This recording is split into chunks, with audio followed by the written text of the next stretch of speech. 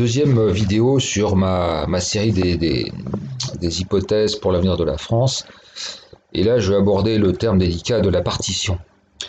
C'est pas moi qui l'ai inventé, hein, ça fait quand même un moment que ça traîne. Euh,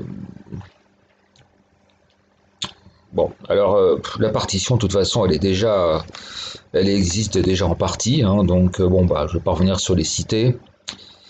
Donc les cités, même si de temps en temps les poulets font deux trois passages, y a aucun contrôle de l'État. Faut être clair. Y a le problème des logements sociaux, puisque en pratique, de facto, il y a un biais de sélection qui fait qu'on favorise des populations immigrées, sans le dire.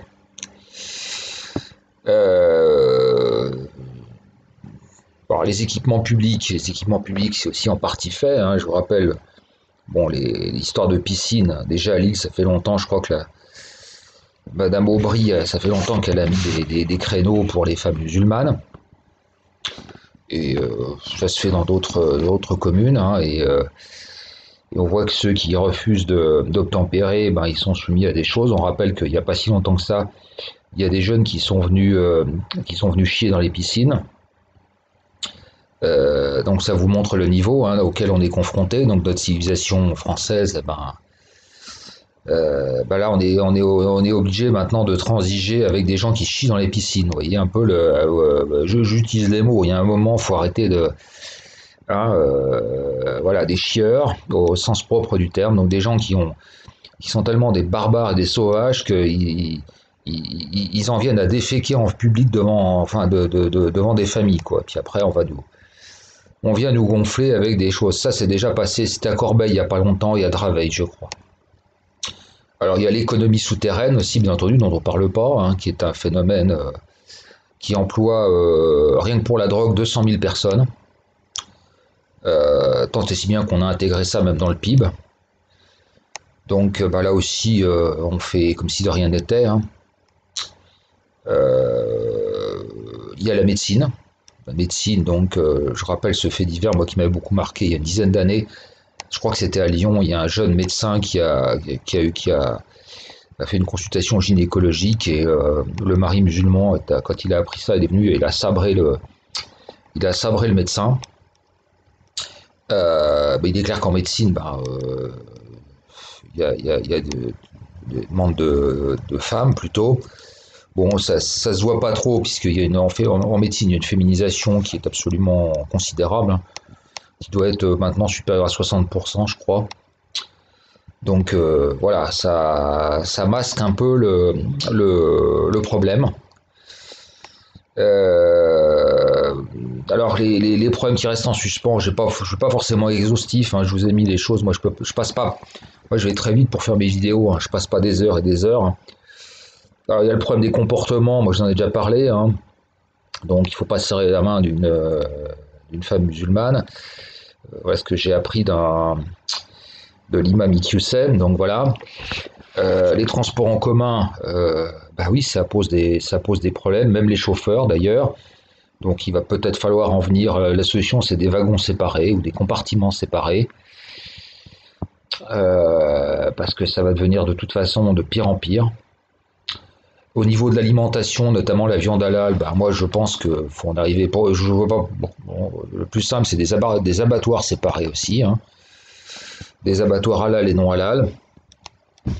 Ça me paraît la solution la plus simple et honnête, hein, parce que je vous rappelle qu'actuellement on mange tous du halal. Et y a un imam qui a osé s'offusquer que les musulmans pourraient ne pas manger halal. Bah nous on est obligé de manger halal, hein, donc voilà, ça c'est clair. Le problème de recrutement, eh ben bon, de toute façon c'est clair que actuellement il est quand même plutôt orienté vers la femme et plutôt vers la diversité. Alors est-ce qu'il faut mettre en place des quotas? Intégrer le culte, de toute façon ça se fait en pratique, hein. Faut pas se voiler la face, hein. On tolère très largement les temps de prière dans les entreprises, ce qui pose d'ailleurs des problèmes, hein, notamment dans les tours de la Défense, hein, où il y a des au moment des prières, il y a pratiquement plus d'agents de sécurité, hein. Je vous laisse deviner quand même la difficulté que ça peut poser. Dans la fonction publique, c'est assez. Moi, j'observe une déchéance totale. Euh, moi, le peu que je vais à la poste, c'est un calvaire, quoi. On recrute un personnel complètement incompétent. C'est une horreur. D'ailleurs, il y a même notamment, il y a même des Maghrébins qui font des vidéos humoristiques sur leur passage à la poste. C'est assez drôle. Bon, la solution, c'est d'informatiser, c'est de robotiser. C'est de privatiser, en fait, c'est de plus avoir de fonctionnaires, comme ça on est tranquille. Ça règle le problème. Dans l'enseignement, c'est une catastrophe. De toute façon, l'enseignement français est en pleine décomposition.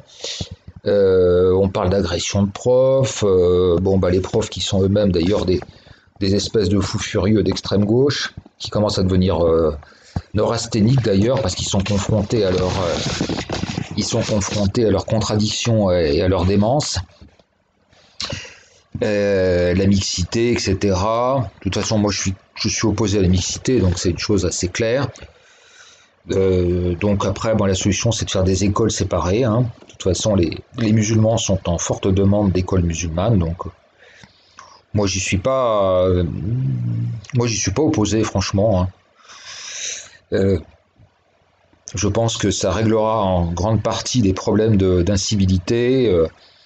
Je pense que les élèves pourront travailler bien plus sereinement de part et d'autre. Alors après, il faudra voir comment vont réagir ces imbéciles de bobos gauchistes, hein. Ça va être le problème.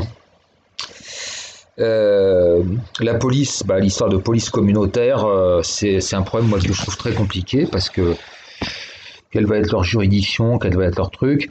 Quand même rappeler comme l'échec cuisant d'avoir recruté massivement des Noirs aux États-Unis, ça n'a en rien apaisé les problèmes. Même l'Afrique du Sud a fait la même chose, hein, ça n'a rien révolutionné, donc je ne sais pas. En ce qui concerne les tribunaux, là je ne sais pas. Il y a des moments où il faut avoir le courage de dire je ne sais pas. Est-ce qu'il faut faire des tribunaux islamiques et quand ça implique que des musulmans peut-être, mais quand ça implique des musulmans et d'autres qui jugent quoi? Bon, le lieu de culte, surtout le financement, je sais pas, moi j'ai pas de solution non plus. Donc la sécurité, oui, ça pose des problèmes, les agents de sécurité. Puis en ce qui concerne la représentation nationale, de toute façon, je pense on est arrivé au bout du rouleau de cette 5e République. Il faudra imaginer de toute façon autre chose.